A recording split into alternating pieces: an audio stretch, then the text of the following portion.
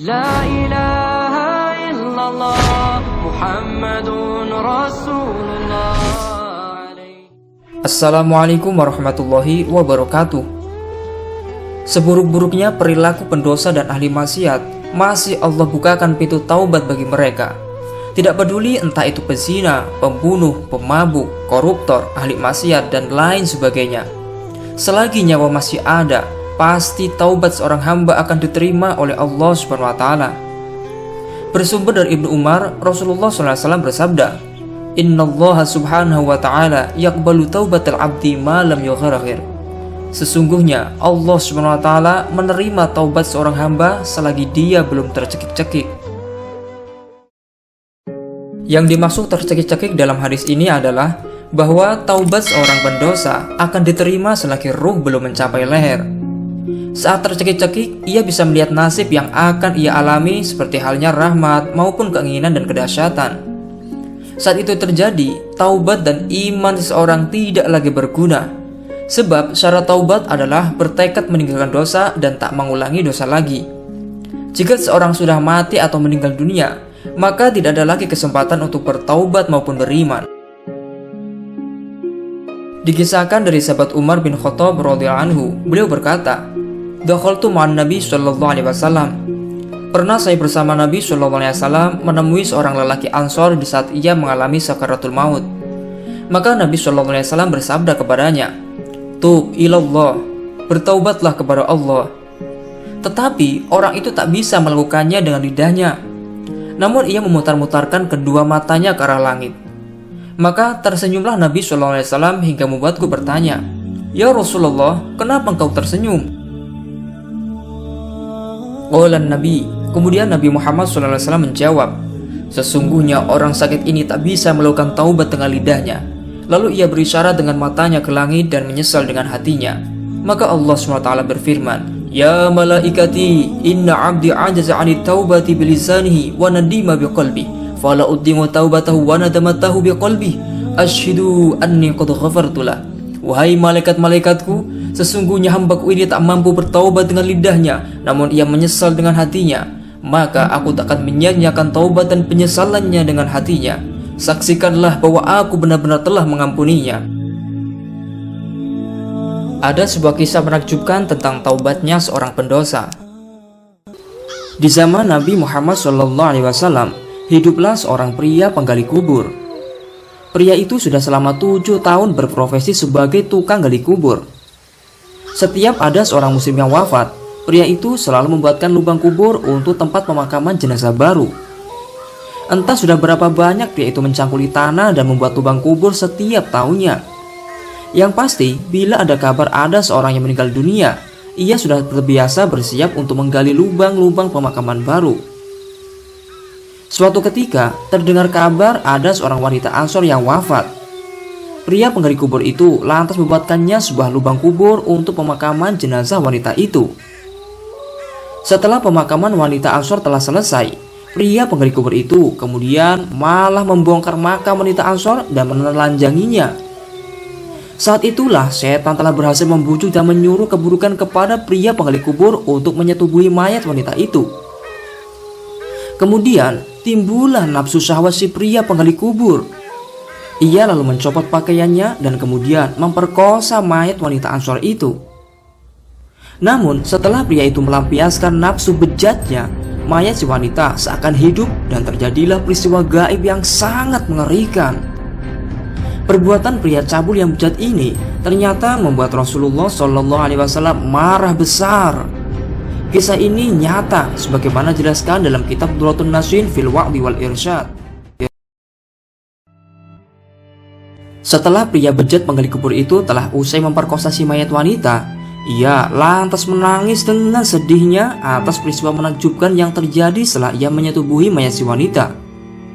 Tangisan si pria benar-benar sangat mengharukan dan bikin hati terenyuh. Suatu ketika, pria penggali kubur itu bertemu dengan sahabat Umar bin Khattab. Sahabat Umar juga ikut sedih dan menangis. Beliau kemudian membawa pria penggali kubur itu untuk sama-sama pergi dan mendatangi kediaman Rasulullah SAW. Setelah sampai, sahabat Umar lantas datang seraya ikut menangis. Rasulullah SAW lalu bertanya, "Wahai Umar, kenapa kamu menangis?" Sahabat Umar menjawab, "Ya Rasulullah, sungguh di pintu itu ada seorang pemuda. Ia menangis dan tangisannya benar-benar membuat hatiku terharu." "Baik, suruh dia masuk," kata Rasul. Kemudian sahabat Umar mengajak pria penggali kubur yang tengah menangis untuk masuk menghadap Rasulullah SAW. Rasulullah lantas menanyakan alasan kepada si pria itu kenapa dia menangis. Si pria kemudian menjawab, "Ya Rasulullah, sebab saya menangis itu karena banyak sekali dosa-dosaku, sedangkan aku sangat takut kepada Allah dan murkanya." Nabi bertanya, "Apa kamu menyekutukan Allah?" "Tidak ya Rasulullah," jawab si pria. Nabi bertanya lagi, "Apa kamu telah membunuh seseorang?" "Tidak ya Rasulullah," jawab si pria. Nabi berkata lagi, "Sesungguhnya Allah akan mengampuni dosa-dosamu sekalipun sebesar bumi 7 dan langit 7. Si pria berkata lagi, "Ya Rasul, dosa-dosaku itu lebih besar dari langit 7 ataupun gunung-gunung yang terpanjang." Nabi bertanya, "Apakah dosamu lebih besar dari Al-Kursi?" Si pria menjawab, "Dosaku lebih besar dari itu ya Rasulullah." Nabi bertanya, "Apakah dosamu lebih besar dari Al-Arsy?" Si pria menjawab, "Dosaku lebih besar dari itu ya Rasulullah." Nabi masih bertanya lagi, "Apakah dosamu lebih besar dari ampunan dan rahmat Allah?" Si pria menjawab, "Allah lah yang maha besar dan maha agung." Nabi berkata, "Beritahulah aku apa sebenarnya dosamu itu." "Aku malu ya Rasulullah, aku malu," jawab si pria.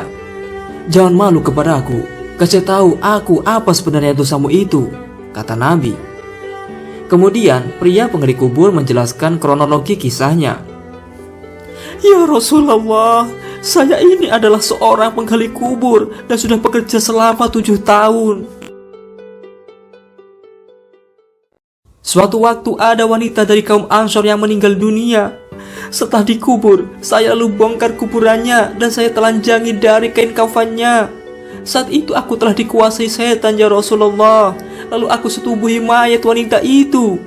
Namun secara tiba-tiba wanita itu berkata, 'Apakah kamu tidak malu kepada catatan Allah di hari saat Allah kelak memanjangkan kursinya untuk memberi keadilan? Kamu telah membiarkan aku telanjang bulat di tengah-tengah rintihan tangisan orang-orang mati.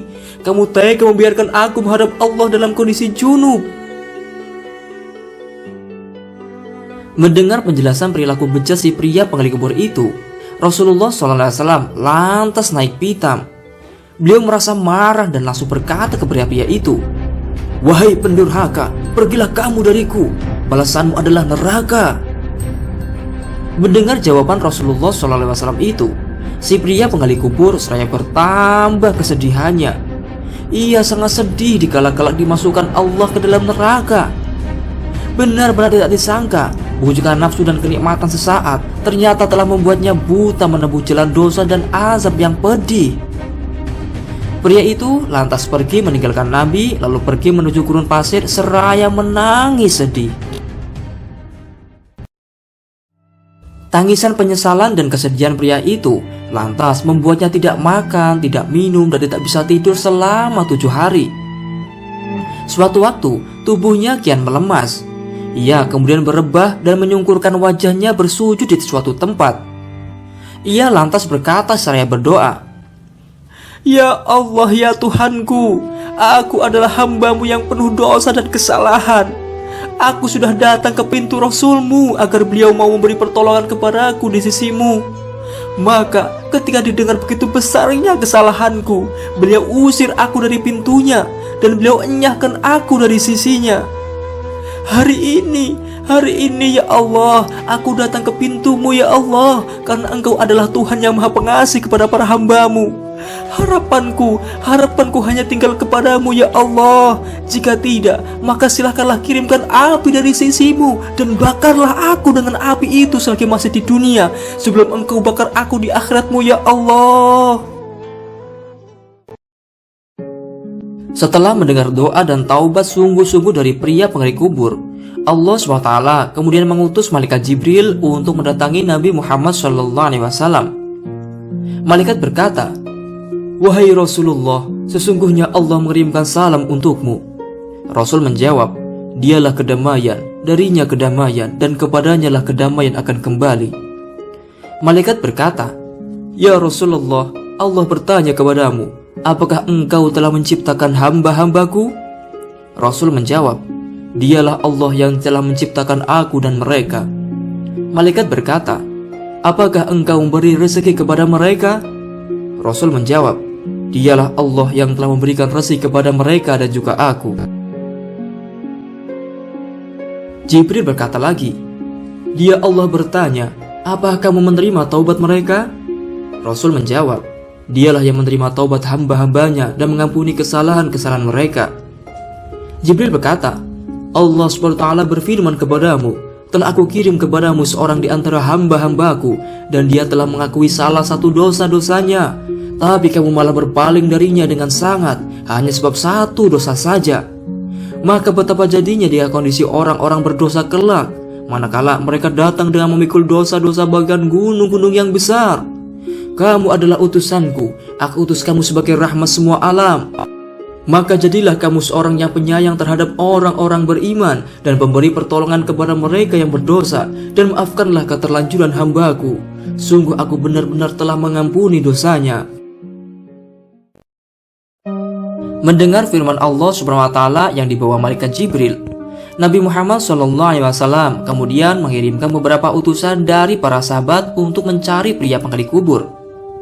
Rasulullah mengutus para sahabatnya untuk menyampaikan berita gembira tentang ampunan Allah atas dosa-dosa si pria penggali kubur. Kemudian berangkatlah para sahabat untuk mencari pria penggali kubur itu. Akhirnya pria penggali kubur itu berhasil ditemukan. Disampaikanlah kepadanya sebuah kabar gembira tentang kemaafan dan ampunan dari Allah SWT. Betapa senang dan bahagianya pria penggali kubur itu mendengar kabar itu. Kemudian para sahabat membawa pria penggali kubur itu untuk pergi menghadap Rasulullah SAW. Setelah sampai di kediaman Rasulullah SAW, mereka, para sahabat dan pria penggali kubur, menjumpai Rasulullah tengah mengerjakan ibadah sholat maghrib. Mereka kemudian ikut sholat dan menjadi makmum di belakang Rasulullah SAW. Namun, ketika Rasulullah membaca surat Al-Fatihah dan dilanjut membaca surat Al-Hakumut Takatsur, yang artinya bermegah-megah telah melalaikanmu, lalu sampailah pada kata hatta zurtumul maqabir, yang artinya sampai kamu masuk kubur. Maka tiba-tiba menjeritlah si pria penggali kubur itu sekeras-kerasnya. Kemudian pria itu akhirnya terjatuh ke lantai. Dan ketika Rasulullah dan para sahabat telah selesai mengerjakan ibadah sholat maghrib, mereka kemudian mendapati pria itu telah meninggal dunia. Inna lillahi wa inna ilaihi raji'un. Begitulah kisah taubatnya para pendosa yang sangat luar biasa. Allah SWT telah mengampuni dosa-dosa pria itu karena telah sungguh-sungguh bertaubat dan menyesali semua perbuatan dosanya. Sebesar apapun dosa seorang hamba pasti akan diampuni oleh Allah SWT asalkan si hamba sungguh ingin kembali untuk bertaubat kepadanya. Karena hanya Allah lah yang Maha Pengampun, Maha Pengasih dan Penyayang. Dari Abu Bakar radhiyallahu anhu dari Nabi Muhammad SAW bahwa beliau bersabda, "Senantiasalah kamu membaca la ilaha illallah dan istighfar. Perbanyaklah kamu membaca keduanya, karena sesungguhnya iblis berkata, aku telah membinasakan manusia dengan dosa-dosa dan kemaksiatan-kemaksiatan, namun mereka membinasakan aku dengan la ilaha illallah dan istighfar. Tatkala aku melihat hal itu, maka aku binasakan mereka dengan hawa nafsu, sedang mereka menyangka bahwa mereka mendapat petunjuk."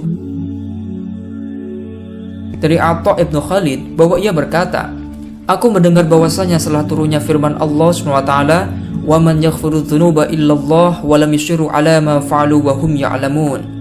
Maka menjeritlah iblis, memanggil-manggil bala tentaranya dan menaburkan tanah di atas kepalanya serta mengaduh celaka, sehingga datanglah kepadanya bala tentara dari segala daratan dan lautan. Lalu tentara-tentara itu berkata, Kenapa engkau wahai Tuhan kami? Iblis menjawab, sebuah ayat telah turun dalam kitab Allah Subhanahu wa Ta'ala yang sesudahnya tak akan ada seorang pun dari anak cucu Adam yang bisa dibahayakan oleh suatu dosa. Ayat apakah itu? Tanya tentara-tentara iblis. Dan iblis lalu memberitahukan kepada mereka. Mereka berkata, kita bukakan untuk anak cucu Adam pintu-pintu hawa nafsu sehingga mereka tidak mau bertaubat dan memohon ampun. Lalu mereka menyangka bahwa mereka benar. Atas usulan itu, iblis kemudian rela. Dari kisah ini, marilah kita senantiasa bertaubat dengan sungguh-sungguh kepada Allah SWT. Allah SWT berfirman, Ya ayyuhalladzina amanu tubu ilallahi taubatan nasuha. Wahai orang-orang yang beriman, bertaubatlah kepada Allah dengan taubat semurni-murninya. Yang dimaksud dengan taubat nasuha adalah taubatnya seorang yang mengerjakan perbuatan buruk dan ia tak melakukan dosa itu lagi selama-lamanya. Semoga kisah ini dapat membuka setiap mata hati yang tertutup gelap sehingga bisa terang dan kembali di jalan Allah yang lurus. Amin. Wallahu a'lamu bishawab.